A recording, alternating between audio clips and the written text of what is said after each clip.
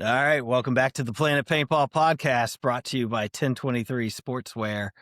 That's TEN23sportswear.com for all your custom apparel. And Southwest Paintball in Bayfield, Colorado.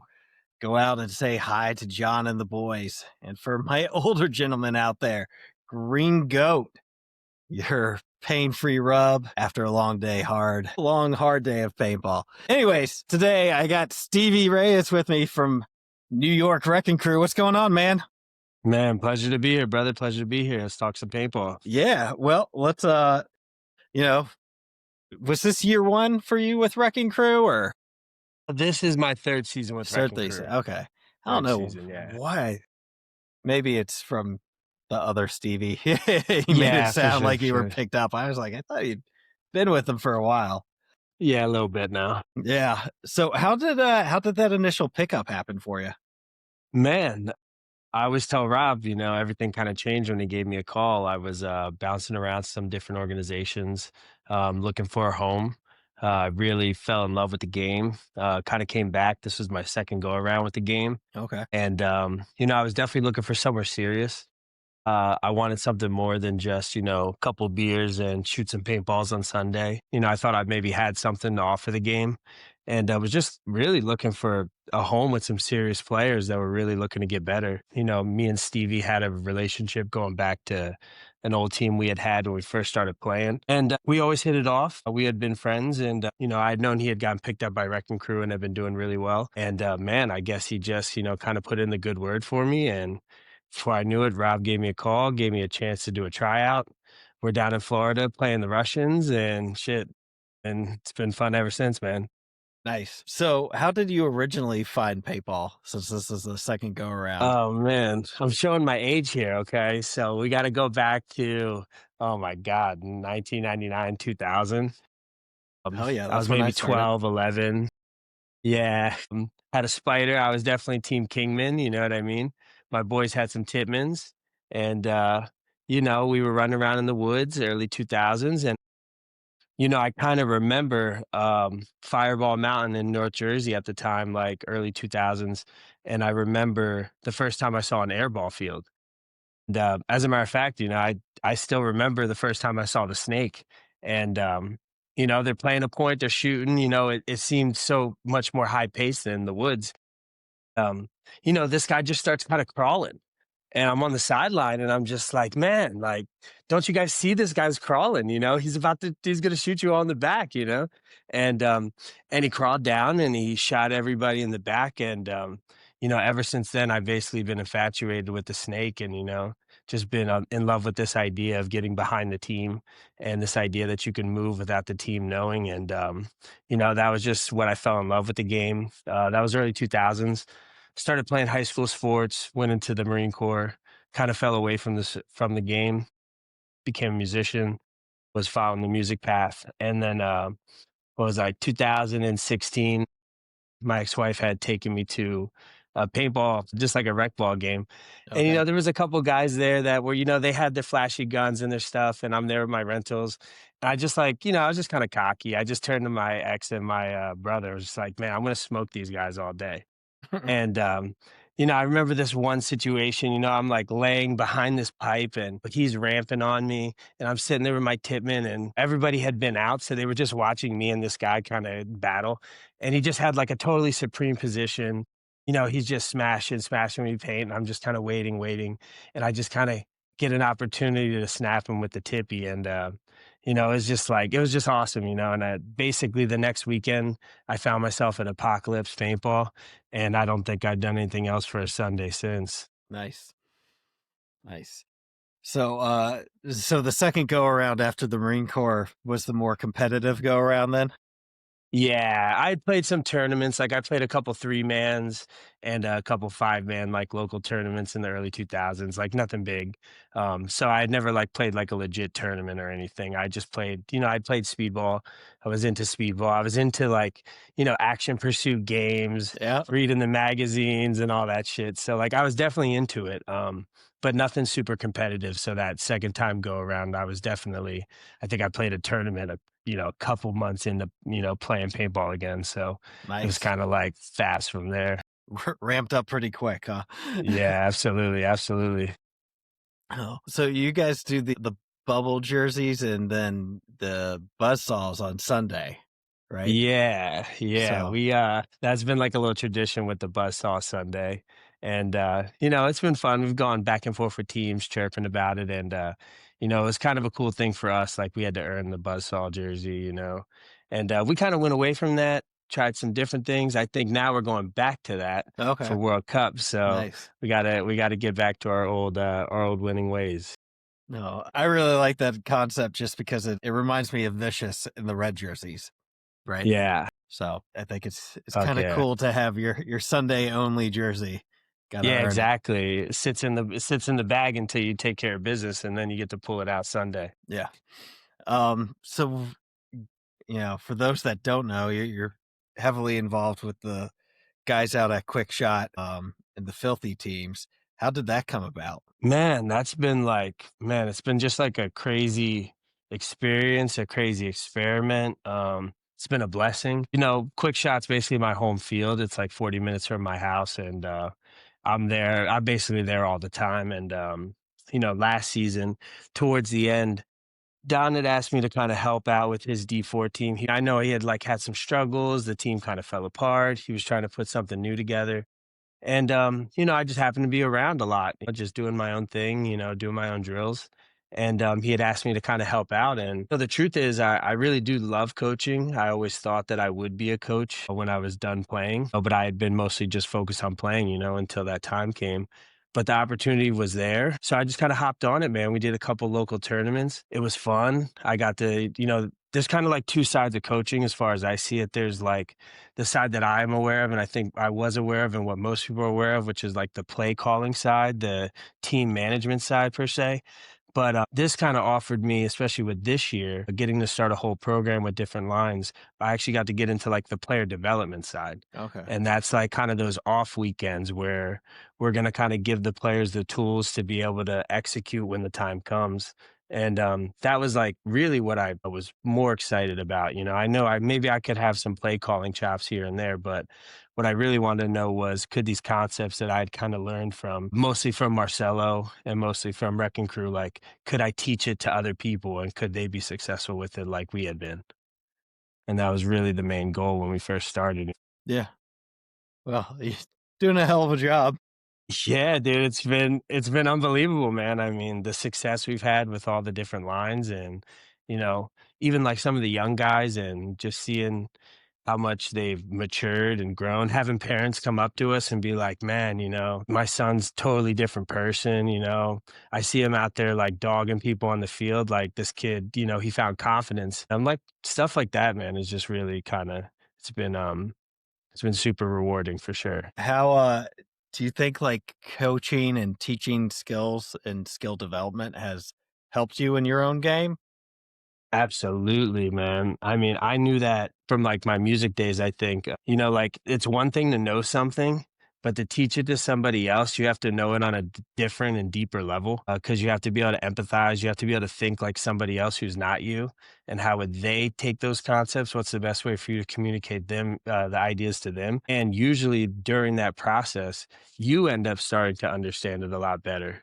And, one of my favorite things is, some of the like with my D3 team and some of the higher players that have had a bit more experience, we've gotten to the point now in coaching where I don't get to just tell them an easy like yes or no. What you did wasn't necessarily flat wrong or flat right. We have to get into the nitty gritty. Let's look at the situation. Let's look at where their bodies were, where our bodies were. Hey, maybe I don't have the right answer per se, but like, what are some ideas? How could we have maybe won and pulled this point out, even though we were down two bodies? Like, and that's been kind of fun because it engages me, like I have to sit there with the player and be like, okay, well, let's look at this. Like, what could you have done from this spot? What were there potentials to win another place in the field? And absolutely, man, it's made me a way better player for sure. Nice. So starting to get into more of the game theory aspect with some of the guys then. Absolutely. Yeah, that's sort of Rocky Canoni used to say makes us non-thinkers think. Yes, absolutely, man. I know it gets like a rap for being like people talk about chess a lot with this game, and I definitely get it with the like, board state and different players and position, pieces and players doing different things. But I always thought it was a lot more like poker, if I'm being honest. I really loved that game. I fell in love with that game for a number of years.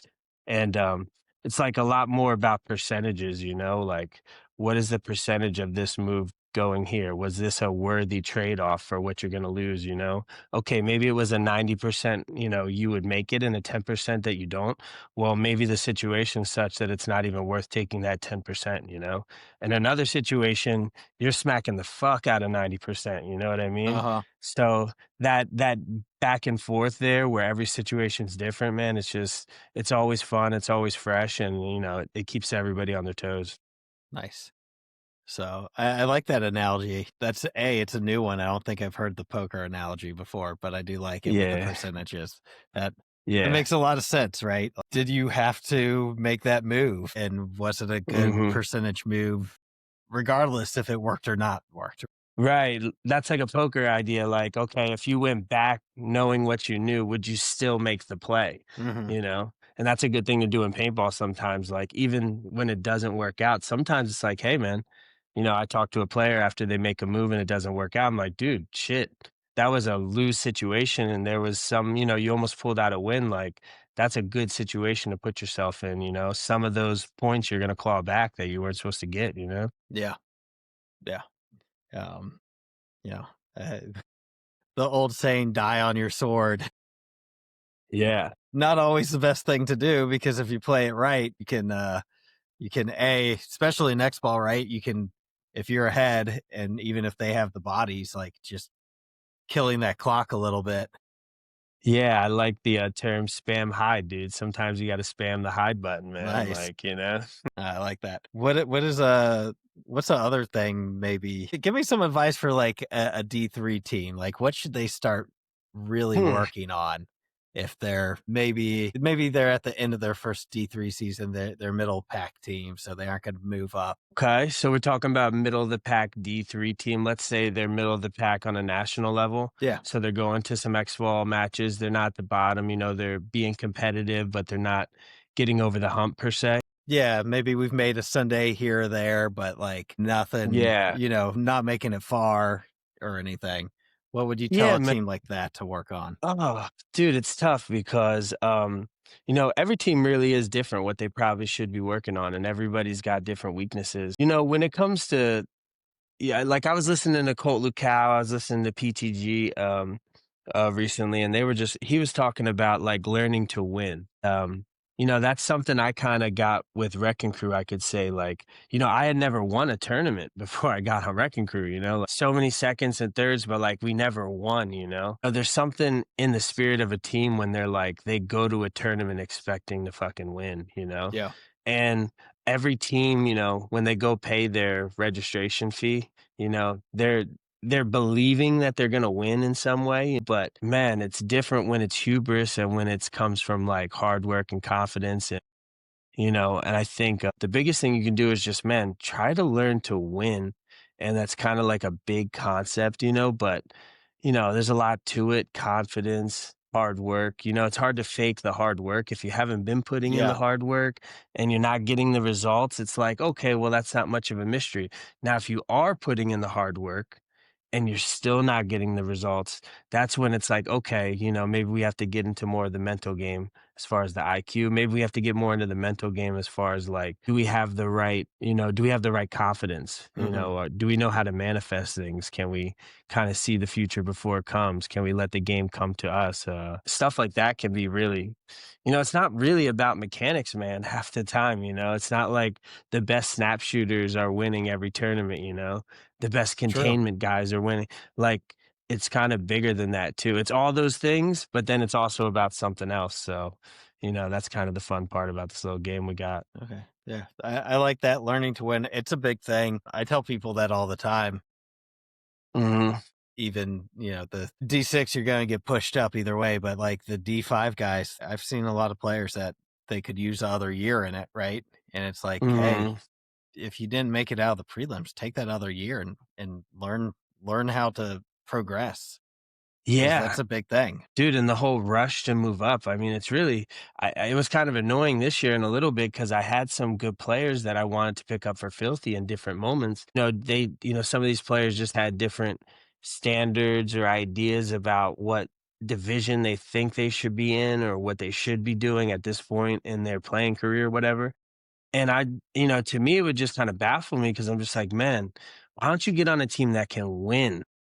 Like, learn to win, and then from there, you can start figuring out, "Okay, am I at the level I should be?" Well, when you start winning at the level you're at, shit, that might be a good sign to move up, you know? If we're not winning, and we're not even in the hunt, then it's like, "What's the rush here?" You know? Hmm. And it's just trying to skip steps, and it never really works, Eventually, a lot of those guys end up burning out and such because Yeah. it gets frustrating. You move up, you haven't learned the requisite lessons.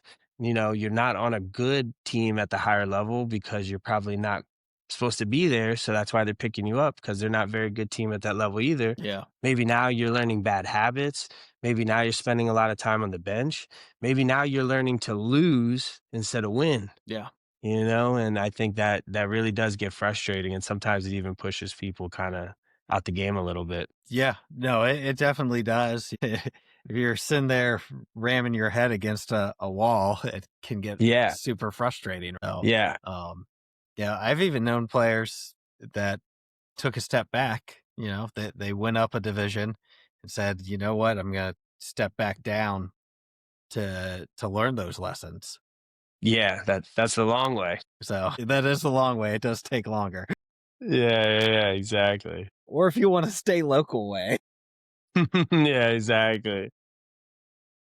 Which is cool, the tough part about this game is you're always trying to look for somebody who's got the same goals. Hmm. And that's the problem is there's always a lot of disconnect because, half the team might be wants to take it more seriously. Another half the team maybe also wants to take it seriously, but just isn't in quite a position to do it. Yeah. Other teams, you got guys who maybe aren't taking it seriously at all. And then annoyingly, sometimes those are your talented players. Yeah. Which can get annoying, when it's like, man, this guy could be amazing. Instead, he's just kind of good, you know, because he Hmm. doesn't really put in the work. But, it's tough to find your tribe, so to speak. I think that's probably the toughest part about this game, finding your people and your tribe. Yeah. And when you do, you need to hold on to them for sure. Yeah, fuck yeah. It's kind of like you were in bands or in music.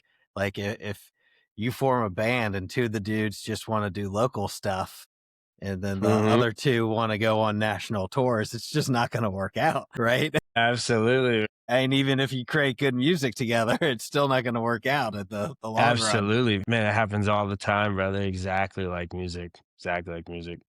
But it's with 8 to 10 dudes instead of, five. Yeah, exactly. Chasing victories that are tough to come by. Yeah. So take us through the career, like up to Wrecking Crew, if you will, real quick. Okay. Yeah, man. Like I said, I started in Apocalypse. Met my boy Stevie. We were like one of Bomb Squad's like under, lower level teams. Okay. They had a D3 team there. It was kind of like the team. Um, played a few years with Bomb Squad underneath their camp, and then I had moved over to the newbies. Played a season of D3, and again, man, I was just kind of looking for a proper home. Like looking for guys who really wanted to grind, really wanted to take it to the next level. And at that point, I was like kind of frustrated. I was like, man, maybe like I can't find my home. Like, Hmm. where what am I gonna do? And at the time, I was thinking like, shit, maybe I need to build it then, and try to build it with the guys, with guys that I know. If it's not here for me to join, maybe I could build it. And I kind of joined the Step Bros at that time. There was Okay. a bunch of young talent there, some really cool guys there, and played some time with them. And that was kind of my plan. Was like, okay, let me work with these young guys over here. They're young and talented. Maybe we can build something up. And brings me up to Wrecking Crew there. Okay. It froze on us because of the incoming call. Sorry about that. So Yeah. no, it's all good. So Step Bros and then Wrecking Crew though.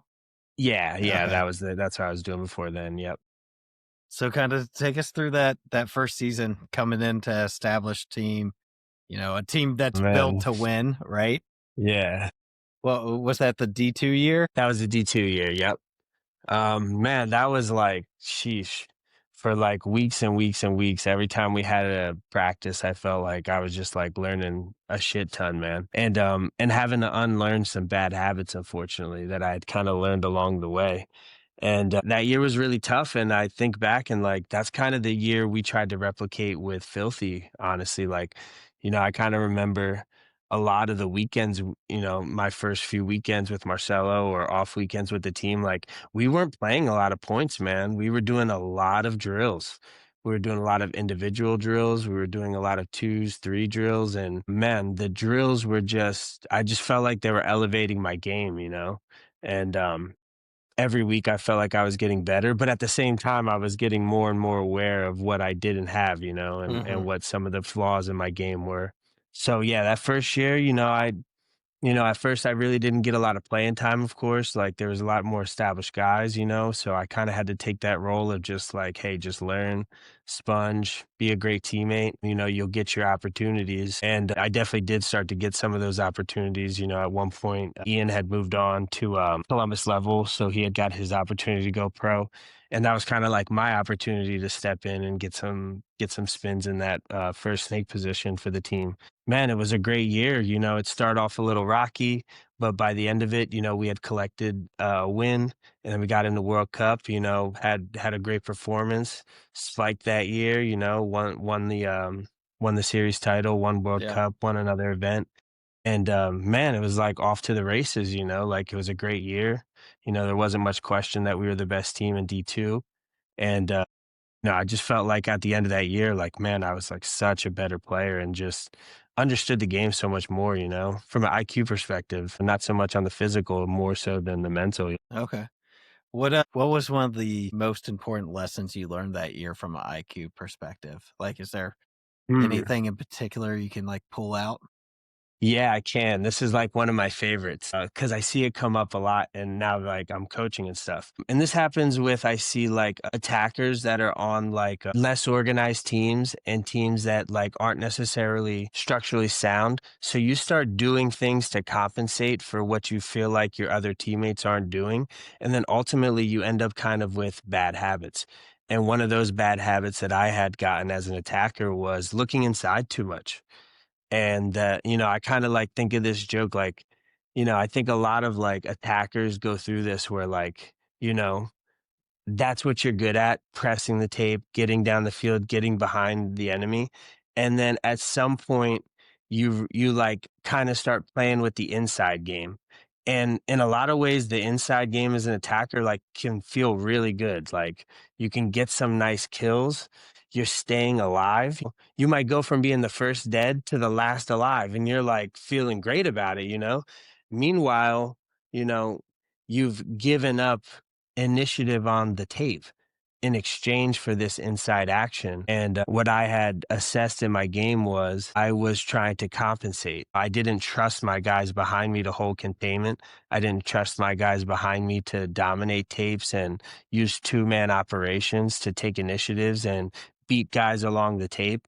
And I really had to kind of cut out some of that inside action, force my opponent, play like Malloy plays. Hmm. Malloy forces you to address him on the tape. And if you don't address him on the tape, he's going to punish you. And until you address him, he will continue to punish you. And when you do go to address it, there's still going to be more to the game. Then we're going to make the two-man operations. Then we're going to ask for help. So we're still doing the same thing, but like this idea that, you know, if you don't challenge me on the tape, I should take it from you. Okay, if you respect the tape and we both respect the tape, okay, now we have to play a little bit more cat and mouse. But a lot of times in lower divisionals, man, the tapes are open. They're open for whoever's got the balls to kind of take the initiative. And that was something I definitely had to like cut out of my game. Like we did not send you wide to the snake one to look inside. Hmm. Sometimes the field or the play call, that is the situation, but all things being equal, we did not send you wide just to look inside. Yeah. Yeah. You're there to press the issue as the snake player, right? Absolutely. So, Step number one. and that kind of sets the tone for the whole development of the play. If your guy who's supposed to be pressing that issue isn't, then Yes. I think that affects the rest of the team and like, well, why is he not pushing, right? Like Mhm. maybe we all need to hold up. Yeah, it causes other people to make mistakes. Yeah. Your mistake causes more mistakes, yeah. Yeah. All right. Well, thanks for sharing that one, man. Oh, that's a good Yeah, little man. tidbit because I think it definitely like in this more recent iteration of the game, there has been a lot of look inside, right? Be the snake eye Mhm. and look inside and don't worry about the tape. And you're very right with the, especially like how Malloy plays it. Like you're going to have to stop him. Yeah, exactly. And it's interesting too. Like that's why I love this game. Like nothing's 100%. So like even something like that, like okay, take initiative on the tape. That's like a general concept. Like we want the tape control, but there will be layouts where like for instance, in the last layout, we had a setup where you could get bodies into the snake pretty easily from Hmm. multiple locations, which ultimately meant that both snakes were occupied most of the time by multiple people on multiple sides. Yeah. So in those scenarios, you're always going to see inside action, because the tapes are ultimately not clear. There's congestion and there's more than just one body. So it's not like you can just put a guy in and go. There's a second guy there. Okay. When those scenarios come, you're always going to see inside action get turned. And it's funny because, like, one side having inside action actually causes the other side to have inside action. So that kind of came up in this last tournament because the snakes were so occupied by multiple people. It meant that one of those snake players were quite often on the cross. Hmm. Well, what does that do to the Dorito side? It's like, okay, well, now there's this snake player who I can't check off. I can't put him in, and I have to constantly respect he's on the cross. That ends up slowing my attack down. So now what do? I look inside. You know what I mean? So it's almost like a chain reaction. When one side starts looking inside, it almost forces the other to look inside. When one side's not looking inside, that's when you can get those two ships passing in the night, Yeah. where both sides can be attacking and turn the field on each other.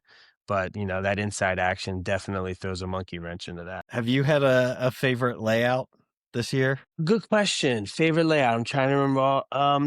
I thought Tampa was fun. Okay. It was tough. Personally, I don't like the free snakes. I like it when the snake's a little more challenging to get into, causes a little bit more variation.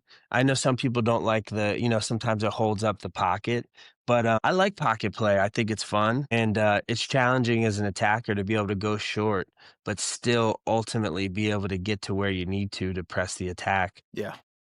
Yeah, I really enjoyed the Tampa one. I wish we had done a little bit better, had a little bit of a deeper run on Sunday because I really, it was one of those snakes where it was like, I just kind of felt like, y'all better have a couple extra guns because if I can get in this motherfucker, like it's going to be a problem. And that was like how that played. It was like, okay, you really needed to pick your spot to beat these containment shots. And if you could, it was a huge reward, but don't be the first guy getting shot trying to go wide. And now it's 45, Hmm. so it's challenging but fun.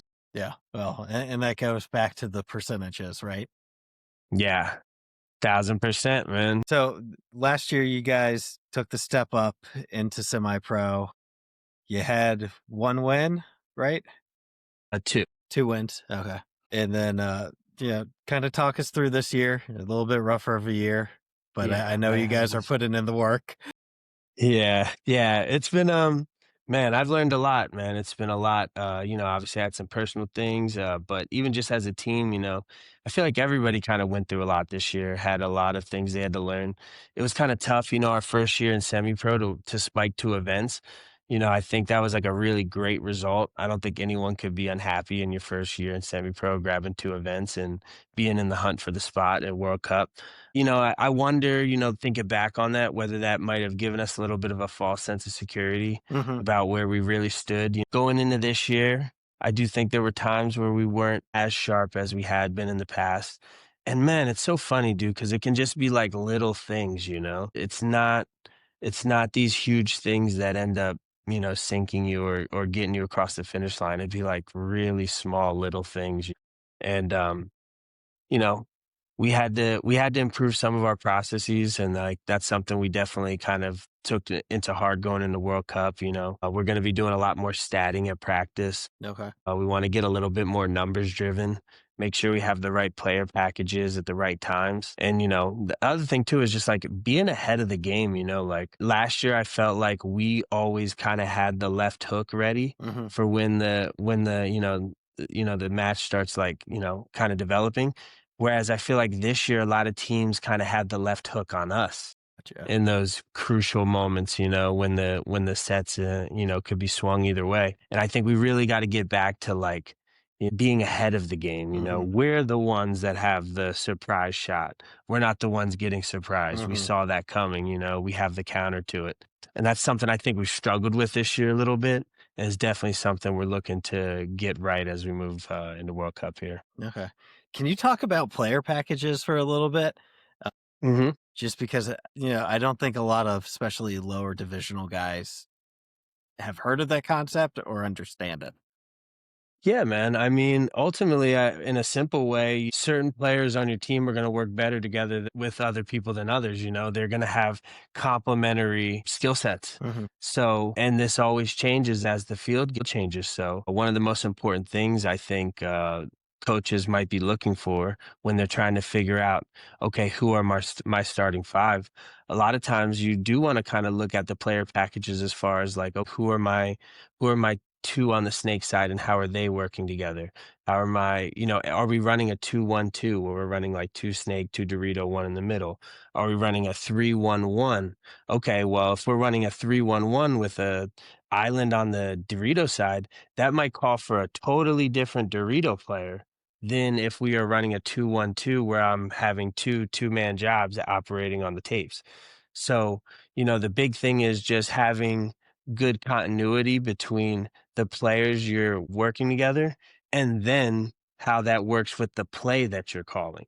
So do the players work well together on the field in general? And what are the best players to call for the particular play I'm calling? So, sometimes it's better to have the better shooter than the better mid to late game closer. Let's say I'm drawing up a play where I want to win with a powered snake side. I'm going to ultimately get three guys that way. I mean, I might take a potato in the home if he shoots the snake runner on that side so that my guy can take the initiative. So you really got to understand like how are you trying to win as well? What is our advantage? How does this play that I'm calling, you know, leverage that advantage? And then who are the personnel to execute that? That's what we're always kind of searching for.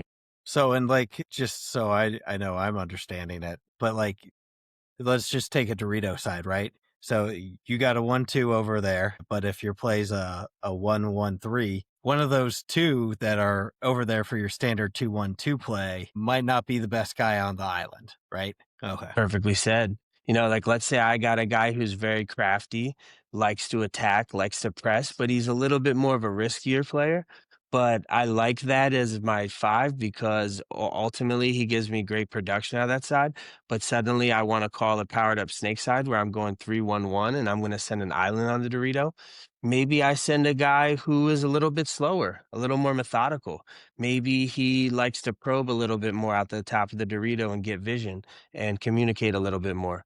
Maybe he waits a beat longer until he makes his prop, and then he likes to wait until the snake side's really developed, and then he likes to launch. Okay, that might be the right guy for that 3-1-1 play, versus my standard 2-1-2 where I'm like, okay, I want my two guys to just get down the Dorito side, work together, dominate a guy, and move forward. Hey, man, might be two different guys we're looking for in that scenario. So and sometimes it actually is one guy that you can just tell him, hey, this time we're playing like this time we're playing like that. Sometimes you don't have the personnel, so you have to do things like that. On a team like ours where it's pretty deep, Stevie has the guys who play differently where you can really slot the right guy into the right spot. Am I probably the guy you call to send on like an island Dorito attacker? Like, probably not, you know what I mean? Like I can do it, but that's there probably might be a guy like a Tommy or an Alex who might do that job a little bit better. Yeah. Well, and Yeah. certain things are, I think especially at the semi-pro level, like you guys are capable certainly of doing all the jobs, but there's different play styles, right? Have different instincts, and putting someone with the right instincts for what you want to do is an important part of Yes. that play calling. It's kind of funny too, because like then it gets into scouting and stuff too, because sometimes it is helpful to work against that because like let's say you do keep that attacker who is known for pushing very hard on that island side, but maybe you send him short. Hmm. Maybe you show wide so that they focus some guns on him, and then you just run him short to the can. And meanwhile, the whole play was meant to go win on the snake side. Yeah. So it's like even within the same player package, you can use them in a way where they can still be useful to the play. You know what I'm saying? Yeah. Yeah. Mark Like be Henley used told me that differently. trick. Yeah. Hmm. I don't know if you know Mark. He played on underground at the last one, but ex trauma player. And he used to tell us like, hey, you're running, but you're going to set up like you're shooting.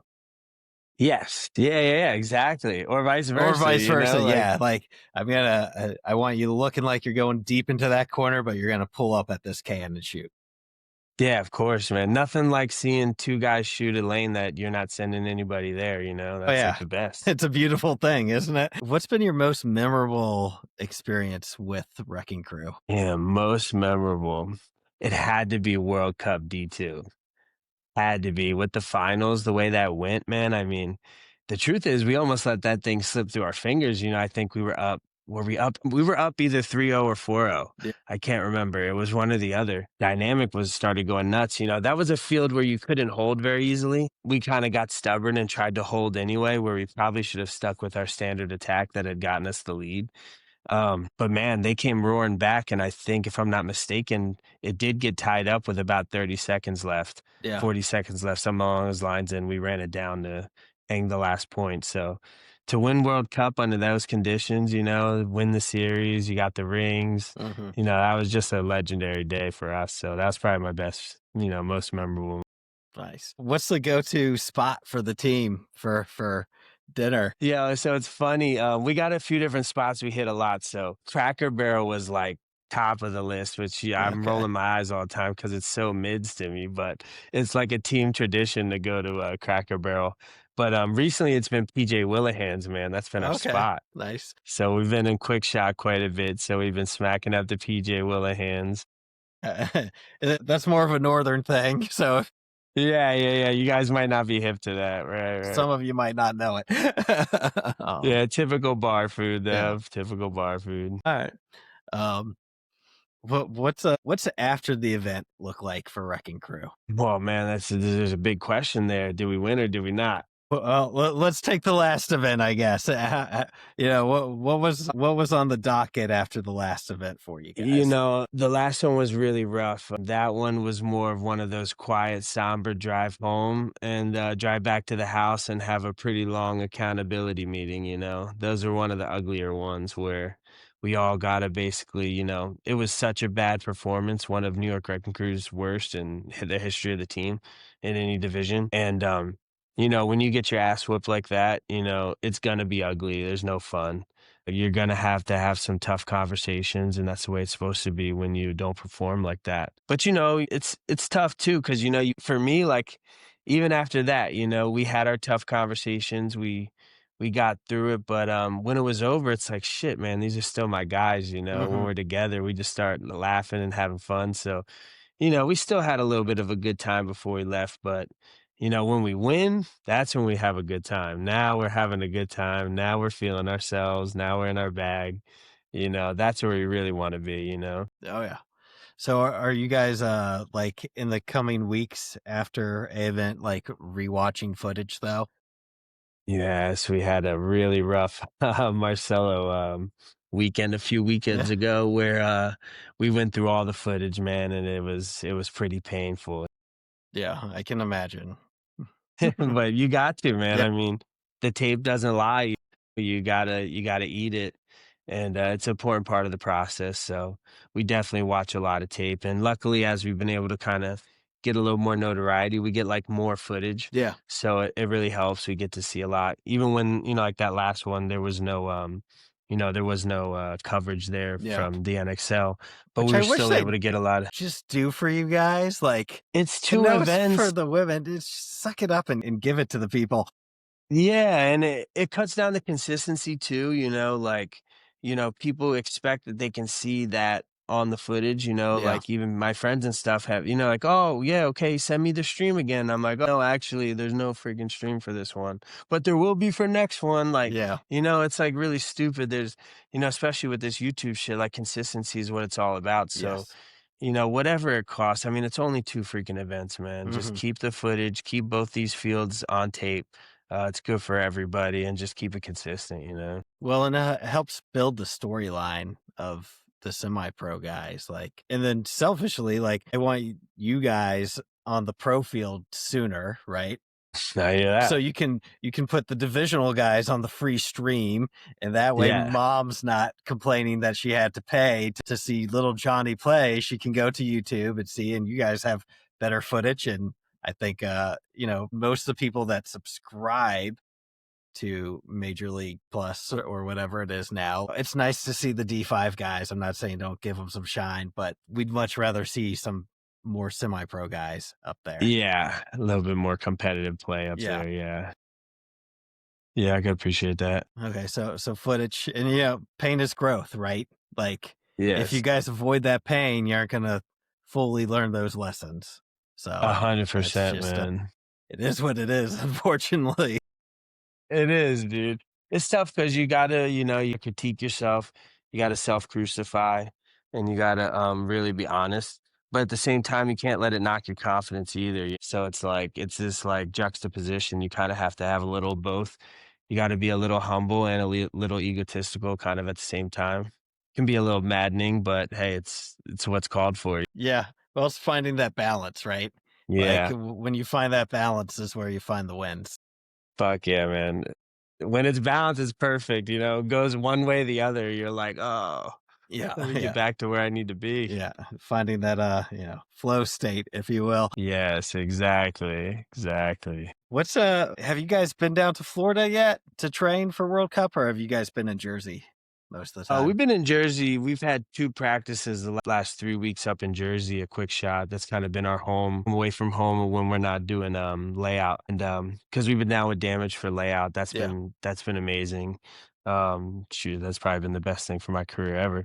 Just playing those guys are just so, so good. So we'll be back down there for layout, and, we'll be staying down there too, so we'll probably, like, basically practice Friday, Saturday, Thursday, Friday, Saturday, Sunday. Mhm. We're gonna stay, probably practice Monday and Tuesday, Okay. and take off Wednesday, which is something new for us. We haven't done this before, but we're gonna try it out.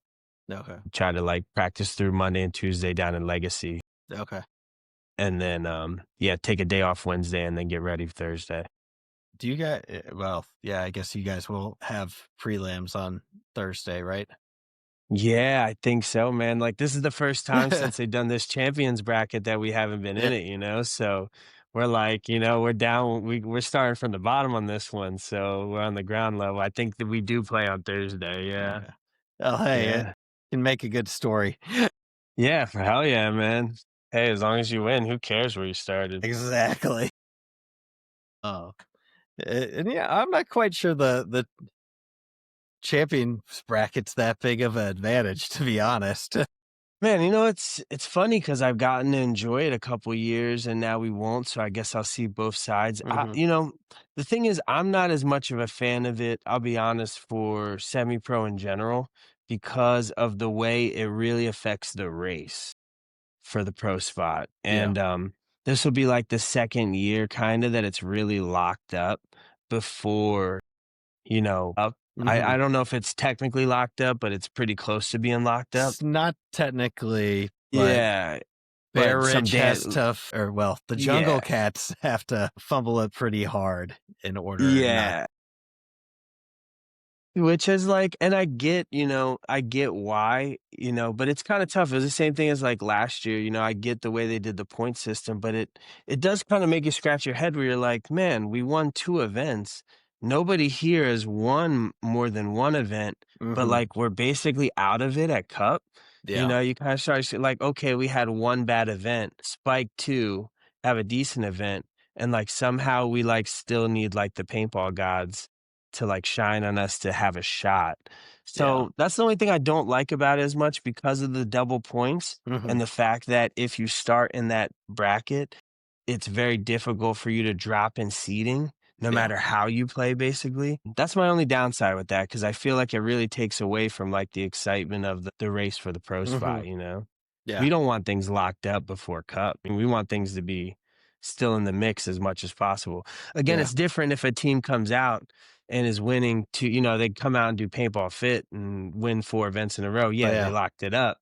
But, like this year, nobody's won more than one event, No. but it's, because of the way we do the points, it's really weighted towards consistency, like Yeah. if you can just be in those top 3 every event, you're going to be in a good spot to get the spot.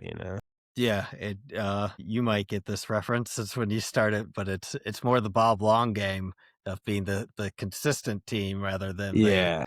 win, you know? Yeah, definitely. Bob was super famous for like, "Hey, thirds are great. At the end of the Yeah, year, which I I get my championship and get my sponsorship dollars." and it's like there's something to that, right? This is a tough game to be consistent. So it's like there's definitely something to be celebrated with being consistent and being on the podium Oh, 4 or 5 absolutely. events. Yeah. Like that's a huge accomplishment. Like I don't mean to take away from that at all. But just like in my mind, it was always about winning. Mhm. So like to me, like I think the point difference between a first and second place, like first place might get 100 points, second place gets like 92. Mhm.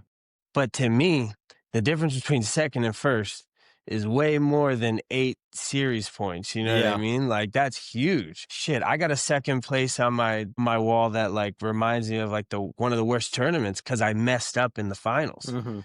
Like, on paper, yeah, you got second, but to me, I'm like, "Damn, that felt like" I remember going home feeling like we lost, like, we did lose, Yeah. and it felt like it. It didn't feel like we had a good tournament even though it was second place. Yeah, no, I've definitely walked away from second places like, "This sucks." Yeah, this might be the worst, Yeah, yeah. actually. And I've definitely walked away not even making the cut way happier. Yeah, yeah, Um, yeah. You're halfway through a beer on that one. You yeah, saw it yeah, coming. that helps. Yeah, for sure. The second place, I don't even wanna drink anymore. Yeah, Just you're just sick over it. yeah. Right, right. How's the team mentality overall going into World Cup? It's a good question. You know, it's we talk about this with our guys, and it's interesting, man, because we really are a tight knit group. Like, I really do love these guys. We have a freaking blast, dude. Like, at the end of a weekend, my cheeks are hurting from smiling so much. But there have been times where we could have used a little more edge with each other. We could have held each other to a little bit more account. And I think just like, kind of going back to what we've been saying a lot, like finding the balance, like you have to be able to have tough conversations with your boys. You have to be able to hold them accountable. We have Yeah, to be able to do the tough stuff. And at the same time, it's still fun. It's still love, like we're still having a great time. But I think there have been times this year where, you know, yes, we were super tight knit. Yeah, we love each other, but like you got to have a little bit of that edge too. yeah, It's gotta be a little bit sharp, and I think, there were some times this year where maybe that was lacking a little bit, and I think it's on everybody's conscience, like, "Okay, this has gotta be different. We need to add that edge a little bit back, get a little bit of that swagger back, yeah, and, really just, like, throw the kitchen sink at this cup, like, this is it." yeah. Well, you gotta be able to be brutally honest with your boys, right? Yeah. And then them not be able to, or yourself, take it personally and just, Yeah. hey, it came out in that tone and that way, and it's all in the goal of moving us forward and making us better. Yeah, exactly. Which, that's the blessing. Like, I've been on teams where people were toxic and they're not saying it to help grow you and build you up. You Yeah, know what I mean? That's not where it's coming from. But I have the privilege of being like, dude, I do know that's where it's coming from with these guys. I don't have to worry about that. So it's like good for us to be able to lean into that, I think, and just, be able to have the tough conversations, hold each other to account and yeah, man, we're still gonna party after we win this thing. yeah. So, how did the pits look before a match for Wrecking Crew? Are we getting rowdy? Are we meditating? That's a good question. I would say somewhere in the middle, you know. Some different guys have their different, they kind of have their different processes. Like, me and my boy E, we always pray before every match. So we always get together, do our own thing. Each of me and my boys got our handshakes. We're all in our vibe, but then we're going to get together. We're going to huddle up. We're going to get the energy right. I don't like it when we take the energy so high where it's like, we're jumping out of our shoes, Mhm.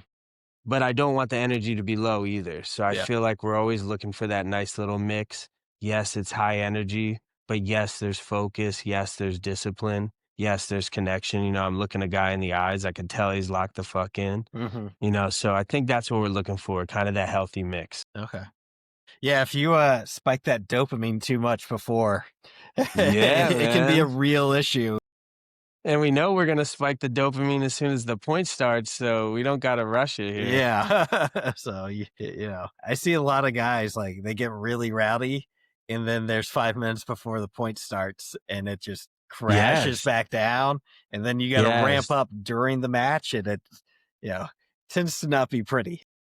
Yes, I agree, I agree, that can get difficult. It can be a double-edged sword. It works when it works, you know? Yeah. So, but, yeah, timing is important on it for It sure. is. It is. So, um, well, man, we're sitting at right about an hour. You wanna shout out who you wanna shout out? Man, dude, I got a ton of shout outs, man. Of course, shout out to Rob, best owner in divisional paintball, man. Shout out to all our sponsors. Everybody's just so great to us. PE, especially GI, hooking us up with paint constantly, giving us the best gear, best stuff. Shout out to Flo. Shout out to Don. Filthy, quick shot, man. Everybody I've known in paintball that's shown me love and is giving me any advice, shout out to them. Shout out to all my boys, man. Everybody's working hard. I got 4 lines in contention for series titles, man. I got a vision for me after World Cup with like just 6 freaking gold medals on my neck. So that's what I'm hoping we can bring into fruition here. Awesome. Yeah, you definitely, think you're guaranteed some hardware regardless from Yeah, one of those yeah, lines for sure, but they've for been putting in sure. the work with you. And real quick, is there a marker that, like, got away from you that you wish you could have back? But you know what? That's so funny because, I had a man, I never remember back in the day crawling around the snake with a War Game Products autococker? Black Magic, I think. Black Okay, Magic nice. Autococker, does that sound right? And at the time, man, I wanted that angel fly so bad that I wanted specifically the Rasta fly where Okay. they had the Jamaican colors. Like, I wanted that thing so bad. And, that was one that definitely got away from me because I ended up getting like a shocker a little bit later. So I just Okay. kind of missed it. But somebody had one at the field. I was like, yo, man, let me hold that thing. Oh man, thing was It's like a 50 brick. pounds. Yeah, I was like, "What the hell, man? This thing was what I wanted so bad," you know? But, that was probably the only gun that got away from me, man, Okay. Nowadays, all the guns are pretty good. Yeah. Shout out to PE, though. I don't wanna shoot anything else besides a CS3, I'll tell you that. And then any gear or ritual outside of praying that, like, you have to have on you or it throws you off? Oh, absolutely, man. I gotta have my stones on me, of course. Okay. Gotta have my stones on me. I definitely don't wear many pads, so that's kinda, my guys who know, like, I don't wear a lot Okay. of arm like, I wear 1 arm pad, a couple knee pads, that's basically about it. Um, headgear, dude, if my headgear is not in my bag, I'll just go home. Okay. You know? If I don't have my headgear, we just gotta go home, so definitely the headgear. Headphones too, man, I gotta listen to pre-game music, so without music, I'm lost. Okay. Well, what's on the, pregame playlist? Such a good question, man. A lot of old school, like, well, I guess it's old school now, like early 2000s hip hop for sure, Okay. Definitely gonna have a lot of hip hop. We'll have some metal in there too, though. I like metal.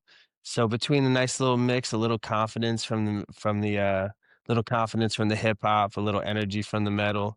That's kind of my pregame music selection there. Alright, nice. Any, what's the in? Man. That's where everything goes down, brother. That's where we have all the conversations we can't repeat. That's where we're telling all the jokes. That's where we're blasting the music, we get Rob involved, man, we have great times. That van is like our spot, man. Nice. That's like I spent a lot of hours driving in that van with Rob, man, so that's like my home away from home, dude. Are you Yeah, we have a good time. do you make the drive down to Florida?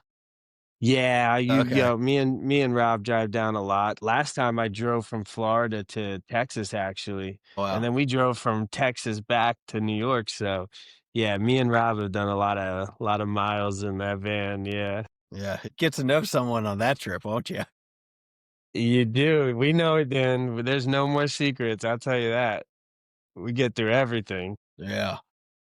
Man, dude, just thanks for coming on and really appreciate it. It's been great getting to know you and hopefully people have gotten to know you. I got to tell you, you have one of the best how to slide videos I think I've ever Okay. seen with who was doing the filming with you for Yeah, yeah, yeah, God films? God films, yeah. Yeah, you teaching him how to hip slide. I'm Yes. constantly telling new guys at the field, like, just go and check it out. Like, I'm not even I'm not gonna explain it Fuck to you. yeah. Just pull it up. I appreciate that, man. Yeah, I've thought a lot about it. That's just like those little things like from trying to coach, like something like that. Like I never really knew how to explain that to somebody until I actually tried. Mhm. Yeah, And it was kind of tough. it's a weird motion to, like, explain, right? It is So, actually. Yeah, 100%. you know what we've talked about so much, can you just talk us through it real quick so we aren't leaving them hanging? Well, it's kinda tough without visuals, but, what I like to do is just kinda get people in that four-point position, their toe and their arms, and just kinda get used to that motion where you're kinda threading your leg through, kinda sliding on the hip, because I think that's mostly what it is. People just aren't used to that sideways body Yeah, slide on the hip leg? So what I'll usually do is just kinda get them in that, like, bear crawl position and just have them keep slipping their leg through and just get used to that sliding motion, sliding, sliding, getting lower so that there's not like I see a lot, it's like all the slides too, body Superman's, knee slides, body slide or hip slides, all this kinetic force from high to low, it stops your slides, it fucks up your slides, it's how you get hurt. So, I like that 4-point bear stance to kind of get going so you can like learn to be low and learn to like slide laterally. Because if you can get low and slide laterally, it's going to make everything so much easier because the force is going sideways, yeah, not high to low. And that's what I'm always like trying to help people like, try to just keep your body as low as possible before any slide, and you're going to have less downward force towards the ground. yeah. And anytime we can cut that out, now we're going to get smoother. The slide's going to get easier. We're going to get hurt less. There's going to be less force on our body. So, Mhm. yeah, that's what I usually like to do to try to help people with the hip slide. Nice. And if you guys still want more, you can go and check out There's God a films. video. So only one arm, Pat, though? Like, which arm? Yeah, the right one. It was so funny because it always just happened out of necessity because I'm always destroying my pads. I just realized like, I can body slide fine without a pad on my left arm. And like just some of those really, really hard long dives, I like to have a pad. So, Mhm. I keep it on the right. And yeah, I really don't have many problems. Okay. Anytime I can cut a pad, be a little looser and just have a little less constriction, sign me up, man. Alright. Vibing with that Ryan Moorhead stuff, huh? Yeah, yeah, yeah, yeah. I definitely stole that from him. So Nice. Well, man, thank you again for coming on. Love to yeah, brother, check my back in pleasure, with man. My you. pleasure. Yeah, maybe we can, in the off season, get on and talk a little Filthy and Wrecking Crew and just wherever Yeah, man. life Let's is taking you. talk some off-season training. That's where we can start working on the individual stuff, work on the body, man. The Yeah. off-season, this is like to me, it's like this is like our last little race to World Cup. And then after World Cup, it's like, okay, this is where we start trying to get fast, try to get in shape, Mhm. hold on to our body for the next year. Yeah. Yeah, start doing the, just like you said, that's where you really, like, if you're gonna drop weight, that's where you wanna do it, is in that Yeah, part of the season, not thousand running up percent. to event or something. Yeah, which can be tough right before Thanksgiving and Christmas, but it would be the ideal time for the Yeah. paintball season. Oh. All right, man. Well, thanks All right, my again. man. Uh, we just got to hang out for a second and we'll see everyone else on the next episode. Peace, man. Thanks for tuning in to the Planet Paintball podcast. We hope you enjoyed today's episode.